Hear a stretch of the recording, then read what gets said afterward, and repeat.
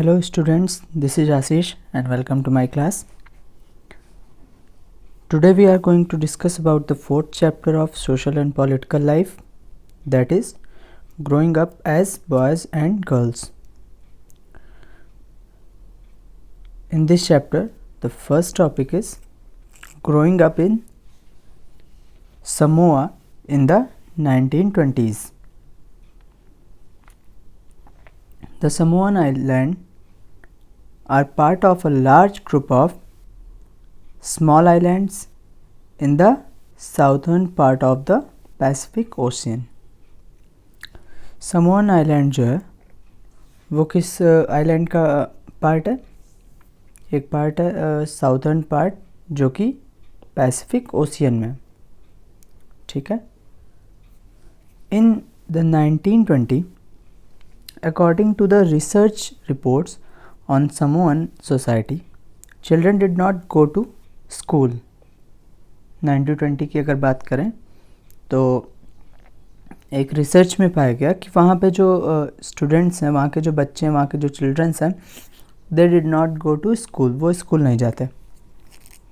Older children often as young as 5 year old took over this responsibility.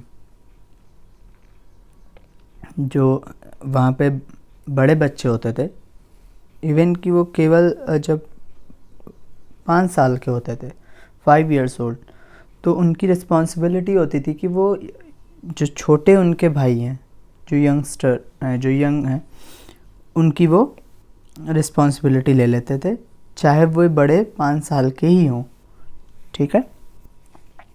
Next is by the time a boy was about 9 year old, he joined the older boys in learning outdoor jobs like fishing and planting coconuts. तो एक लड़का जो कि सिर्फ 9 साल का, okay, 9 years old, 9 साल का ही होने पे वो बड़े बच्चों को ज्वाइन करता था और वो ये सीखता था बाहर के काम, जैसे फिशिंग यानी कि जो मछली पकड़ने का काम होता था, एंड प्लांटिंग कोकोनट्स यानी कि कोकोनट की प्लांटिंग और फिशिंग को वो सीखता था जब वो सिर्फ 9 साल का हो जाता था. उसके बाद से ही girls had to continue looking after small children और do errands for adults till they were teenagers. तो जो गर्ल्स होती थी उनका काम होता था कि वो छोटे बच्चों को देखें या फिर टीनेजर्स जो होते थे, जो एडल्ट होते थे, उनको वो उनकी देखभाल करती थी. आफ्टर द एज ऑफ 14 और सो, जब वो 14 years 14 साल की हो जाती थी, कितनी 14 years, girls also went to fishing trips. Girls जो होती थी वो भी कहाँ जाती थी? फिशिंग ट्रिप्स पे, यानी कि वो भी मछली पकड़ने के काम में जाती थी. Worked in the plantations, learn how to weave baskets, okay, कि बास्केट्स कैसे बनाने हैं, प्लांटेशन करना है, पेड़ लगाना है, वो कैसे. तो ये सारी चीज़ें लड़कियां भी सीखती थी जब वो सिर्फ 14 की हो जाती थी. Next is growing up male in Madhya Pradesh in the 1960s. 1960 में मध्य प्रदेश में कैसे ग्रोइंग अप होते थे बच्चे, उनको देखेंगे. From class 6 onwards, boys and girls went to separate schools. जब क्लास 6 में ही होते थे तो बॉयज़ और गर्ल्स को सेपरेट स्कूल में भेजा जाता था, यानी कि बॉयज़ का स्कूल अलग होता था और गर्ल्स का अलग होता था. The girls school had a central courtyard where they played in secularism and safety from the world outside.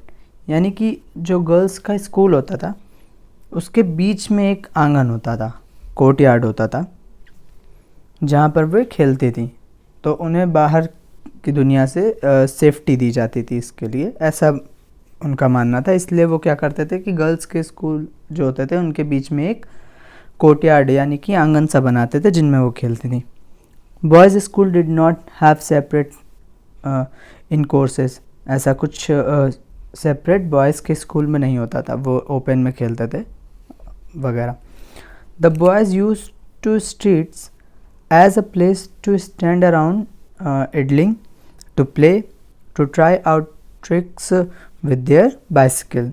तो जो बॉयज़ होते थे वो जो स्ट्रीट्स का यूज़ करते थे, गलियों का यूज़ करते थे, वो उसमें खड़े होकर टाइम स्पेंड करना खेलने के लिए और अपनी बाइसिकल्स से जाने के लिए, तो वो इस तरह के से गलियों का यूज़ करते थे।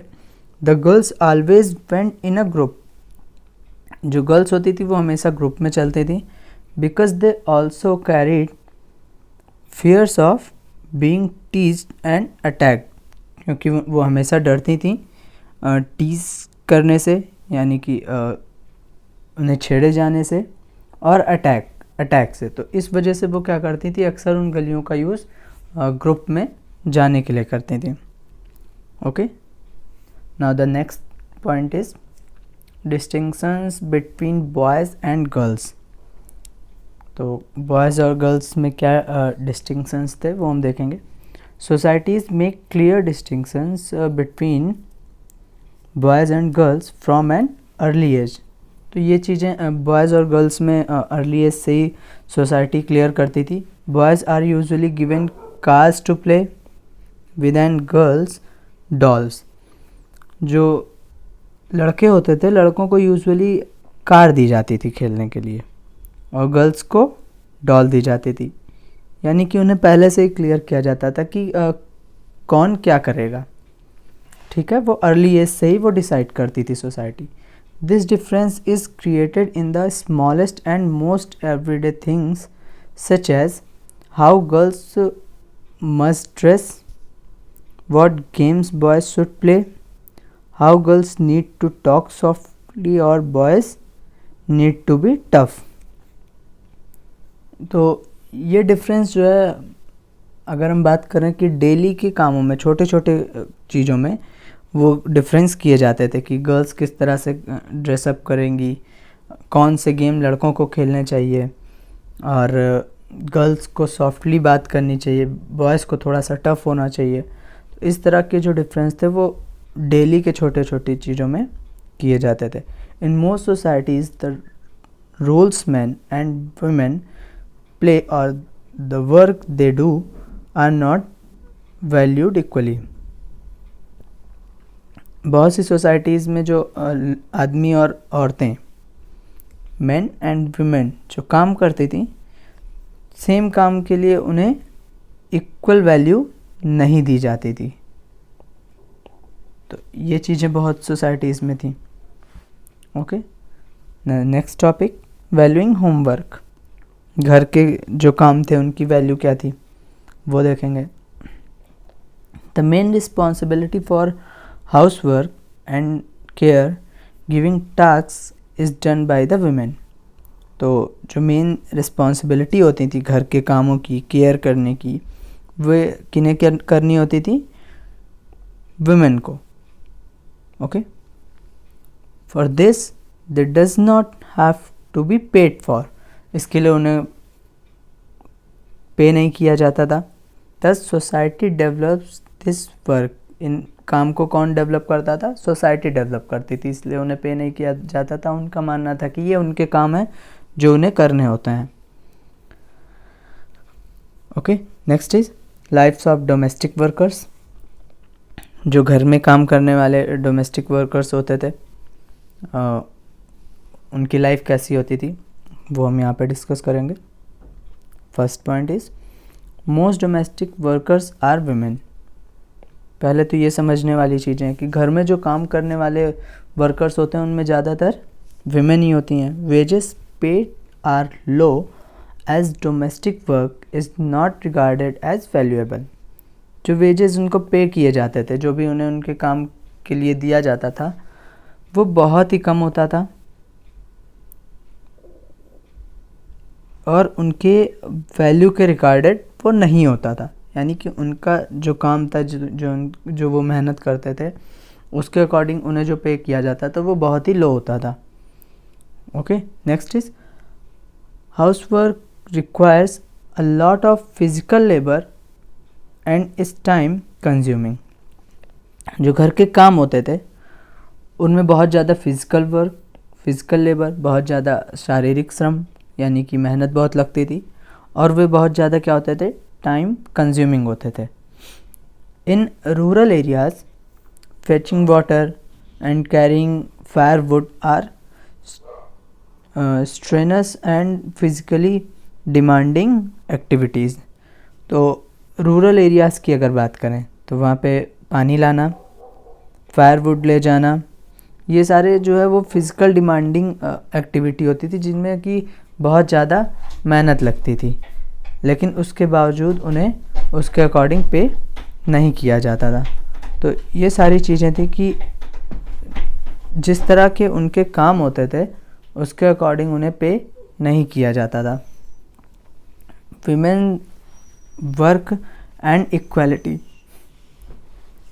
The inequality between men and women has to be dealt with through actions, not just the level of the individual or the family but also by government. जो inequality होती थी men and women के बीच में, उन्हें किस तरह से deal करना होता था, through action, not just at the level of the individual. केवल इंडिविजुअली ही नहीं या फिर किसी फैमिली के द्वारा ही नहीं, बल्कि गवर्नमेंट जो उस समय थी वो भी उनमें काफ़ी ज़्यादा इनइक्वालिटी करती थी. The constitution says that being male और female should not become a reason for discrimination. तो कॉन्स्टिट्यूशन क्या कहता है, इस पे जो कॉन्स्टिट्यूशन बनाया गया इस चीज़ को लेके, वो क्या कहता है, दैट बीइंग मेल और फीमेल, एक मेल और फीमेल के लिए should not become a reason for discrimination. कोई भी डिस्क्रिमिनेशन का रीज़न नहीं होना चाहिए. ठीक है, ऐसा किस में कहा गया है, हमारे कॉन्स्टिट्यूशन में. The government is therefore committed to understanding the reasons for this and taking positive steps to remedy the situation. The government को क्या करना चाहिए, committed understanding the reasons for this, इसके लिए जो भी मतलब जो इन reasons, इन सारी चीज़ों के लिए क्या रीज़न है उन्हें समझना चाहिए, and the taking positive steps to remedy this situation. इन सिचुएशन को सही करने के लिए, सुधारने के लिए, इसमें सुधार लाने के लिए उन्हें क्या करना चाहिए, पॉजिटिव स्टेप्स लेने चाहिए ताकि ये सारी चीज़ें सुधारी जा सकें.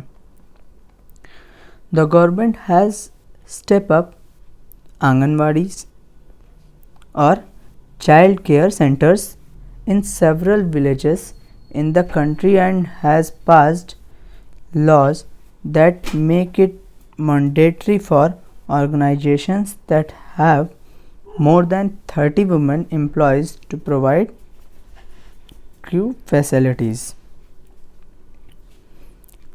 गवर्नमेंट को ने स्टेप कैसे लिए इन चीज़ों को, जैसे आंगनवाड़ी में इनके लिए क्या कहते हैं काम किया जाता है बहुत से गांव में.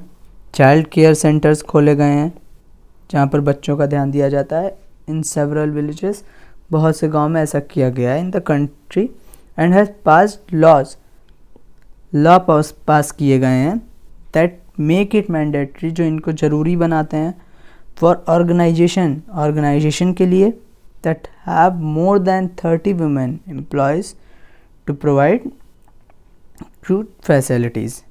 तो उनकी क्रूज फैसिलिटीज़ किन्हें दी गई हैं, किसी भी ऑर्गेनाइजेशन की 30 महिलाओं से, यानी कि 30 वीमेन से ज़्यादा एम्प्लॉयज़ को दी जा सकती हैं. ऐसी मैंडेटरी बनाई गई है गवर्नमेंट के द्वारा. और जो आंगनवाड़ी हैं, है ना, आंगनवाड़ी और अगर हम कहें चाइल्ड केयर सेंटर, इनका भी व्यवस्था की गई है, किसके द्वारा? वो गवर्नमेंट ने किया। तो ये सारे स्टेप्स हैं जो लिए जा रहे हैं, जिनके थ्रू हम इन चीज़ों को सुधार सकते हैं। जो विमेन और मेन के बीच में जो एक डिफरेंस है जहाँ पर हम देखते हैं, तो उन डिफरेंस को सही करने के लिए कुछ गवर्नमेंट के द्वारा स्टेप लिए जाते हैं। जो सोसाइटी ने बनाई ये डिफरेंसेस जो भी हमने देखी, तो उनको सही करने के लिए गवर्नमेंट के द्वारा ये स्टेप्स लिए जा रहे हैं कि भाई आंगनवाड़ी, चाइल्ड केयर सेंटर जो खोले गए हैं या फिर जो मैंडेटरी बनाई गई हैं कुछ, तो उनके थ्रू जो है वो इन चीज़ों को डेवलप कर सकते हैं। Okay, so this was your 4th chapter. I hope you have understood this. So we'll meet with the next chapter in the next video. Till then, have a good day. Thank you.